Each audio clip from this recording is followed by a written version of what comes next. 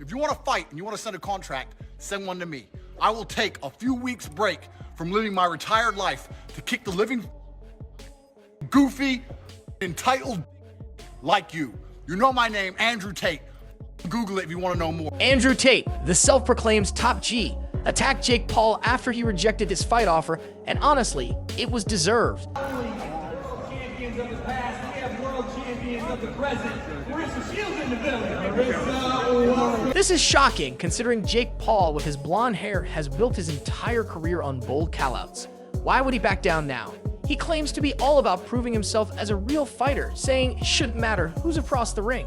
Apparently, it does matter if that person is Andrew Tate. Two brothers, one cage. Jake Logan, you Tristan. Who comes out alive? You know what? I'm trying so hard to not start internet beefs. I'm really trying not to.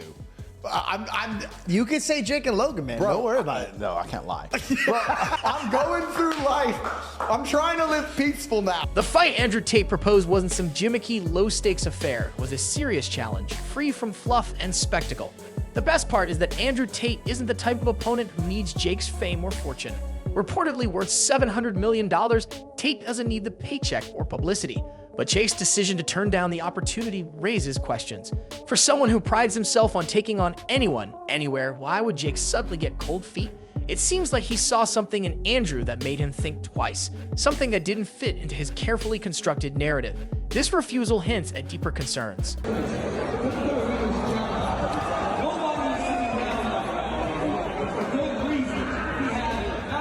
By the end of this, you'll understand why Jake Paul rejected Andrew Tate's fight offer. Spoiler alert, it's not because Tate isn't a worthy opponent. That's delusion. That's delusion. I'm sorry. Look, Andrew, fighter, legitimate, badass motherfucker, strong mentality. I'm sorry, Tristan Tate is a weakling. I say let's He got a bad shoulder. He's shaped like a gingerbread man. I don't want no beef, but that's delusion. PFO will set this up. Uh-oh. A MMA double tag team match. 10 million for everybody. You might have a fight on your hands. People are clear on this because Tate's challenge was simple and direct. No outrageous demands or convoluted terms, just two men settling a score in the ring. At 37, Andrew Tate is in peak physical condition. He's not some washed-up athlete clinging to past glory. A four-time world kickboxing champion, his title speaks volumes about his skill, discipline, and athleticism. Tate's fitness and combat experience are undeniable, making him a legitimate threat in any fight. The situation took a hilarious turn when Josie roasted Jake Paul, joking that Paul would now head to the nursing home in search of his next competitor. Jake Paul, it's clear to me you are desperate for a reality check. You know what? If I made my money impressing 4-year-olds on YouTube and managed to somehow become a multimillionaire from it, I'd probably live in a dream world too. But let me explain something to you about combat sports. There are a whole bunch of men out here who will never be as famous as you, will never make the money you've made, who would kick the living out of you. Jake Paul, on the other hand, has carved a niche for himself in the boxing world, but not without controversy. His opponents have often been past their prime or had little to no boxing experience. Despite this, Jake has marketed himself as a fearless competitor. However, when Andrew Tate threw down the gauntlet, Jake seemed to falter. He came up with excuse after excuse to dodge the fight, leaving even his most loyal fans confused and questioning his actions. If you want to fight and you want to send a contract, send one to me. I will take a few weeks break from living my retired life to kick the living out of a goofy, entitled dickhead like you. The reality is that Andrew Tate is not just another challenger. He's not looking for clout or payday. Tate brings unmatched authenticity with an impressive track record in combat sports and a raw, unapologetic persona. He doesn't rely on PR stunts or manufactured drama to stay relevant, making him a stark contrast to Jake, whose brand thrives on spectacle and controversy.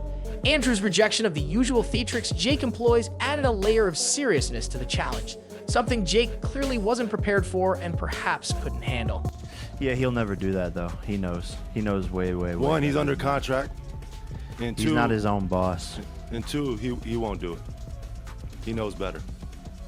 He might And it's say, funny to say, like, yo, Conor McGregor is scared of Jake Paul and will never box. So why would Jake, the self-proclaimed problem child of boxing, back out of a fight with someone like Andrew Tate? The answer lies in fear. Fear of losing, fear of being exposed, and fear of facing someone who doesn't play by his rules. Jake's previous fights have often been criticized as more about entertainment than genuine competition, with a pattern of cherry-picking opponents who are either past their prime or lack the skills to truly challenge him. In contrast, Andrew made it clear that their fight would be anything but scripted. It wouldn't be another orchestrated event for social media buzz, but a real fight, something Jake hasn't truly faced before.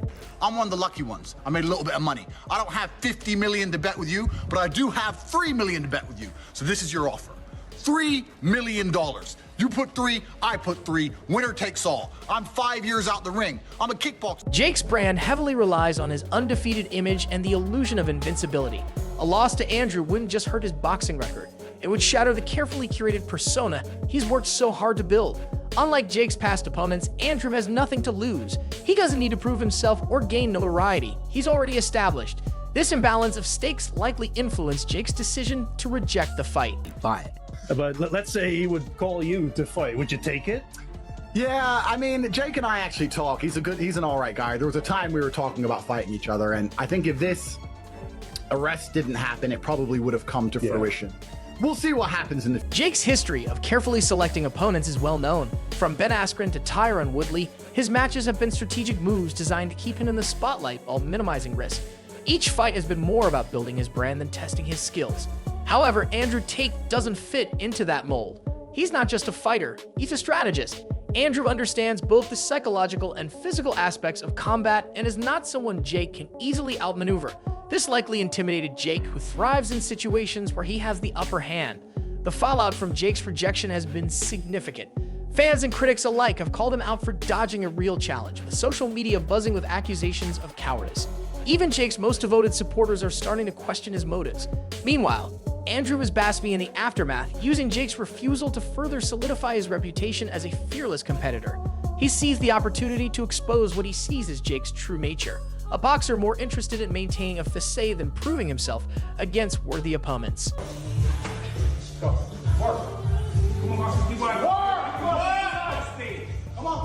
Jake Paul's refusal to fight Andrew Tate may have spared him from a potential loss in the ring, but it has done irreparable damage to his credibility. The move has painted him as a cherry picker, someone more concerned with preserving his image than taking on genuine challenges. For a man who's built his career on boldness, this retreat feels like a glaring contradiction. Andrew, on the other hand, emerges unscathed.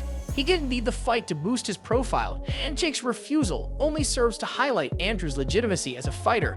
In the end, this situation reveals a lot about both men. Andrew Tate stands as a genuine competitor, unafraid to step into the ring with anyone. Jake Paul, despite his claims of fearlessness, has shown that he's still more interested in controlling the narrative than truly proving himself.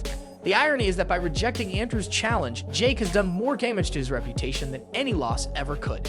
Andrew Tate's challenge to Jake Paul and the subsequent rejection have left the sports entertainment worlds buzzing with questions. For someone like Jake, who thrives on controversy and spectacle, turning down such a high-profile fight seems contradictory to everything he claims to stand for. The backlash Jake is facing isn't just about the rejection itself, it's about what it signifies. This isn't simply a missed opportunity, it's a turning point that exposes the cracks in Jake's carefully crafted persona. See Andrew's style, he does tend to keep those guards down, but he's comfy at that point. Jake Paul has long marketed himself as an underdog-turned superstar, building his reputation on the premise that he's unafraid to take on challenges others wouldn't. However, his opponents tell a different story. Each fight has been a calculated move designed to maximize attention while minimizing risk. From aging MMA stars to inexperienced boxers, Jake's bouts have often felt more like strategic exhibitions than true tests of skill. This formula has worked in his favor, until now. Andrew Tate is an entirely different beast. Unlike Jake's previous opponents, Andrew doesn't fit the mold of a cherry-picked adversary. His combat regimen, combined with his no-nonsense approach, makes him the most dangerous opponent Jake has ever faced. Andrew wasn't offering a flashy exhibition, he was proposing a real fight.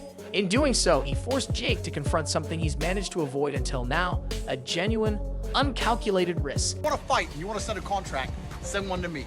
I will take a few weeks break from living my retired life to kick the living out of a goofy, entitled dickhead like you. Jake Paul's rejection of Andrew Tate's challenge has raised significant questions about his motives and, more importantly, his credibility as a boxer. Jake's fans are used to hearing him talk a big game, but this time his bravado fell flat. Social media erupted with memes, criticisms, and debates over why Jake turned down the fight. Was it fear, a strategic move, or simply an acknowledgement that Andrew Tate posed a threat Jake wasn't prepared to handle for Andrew, the scenario has been a win, regardless of the fight's outcome or lack thereof. By challenging Jake and being turned down, Andrew has solidified his status as someone who isn't afraid to go against the grain. He doesn't need Jake's platform or fan base. He already has a massive following and a larger-than-life persona. However, calling out Jake and watching him retreat adds another layer to Andrew's legacy as a fighter who walks the walk. What makes this situation even more compelling is the timing. Jake has been vocal about wanting to prove himself as a legitimate boxer. He's gone to great lengths to shed the YouTuber label and establish himself as a professional fighter. Yet, when presented with a chance to face someone as credible as Andrew Tate, he hesitated. The optics of this decision couldn't be worse for someone who has built a brand around boldness. This move feels like a retreat. This isn't just about a missed fight, it's about what that fight represented. It was Jake's opportunity to prove himself against a real opponent, to show that he's more than just a spectacle. Instead, he walked away, leaving fans to wonder if he's really the fighter he claims to be. Meanwhile, Andrew walks away with his reputation intact and his credibility as a fighter reinforced. In the end, the fight may not have happened, but the message is clear. Jake Paul still has something to prove, and Andrew Tate doesn't need to prove anything to anyone.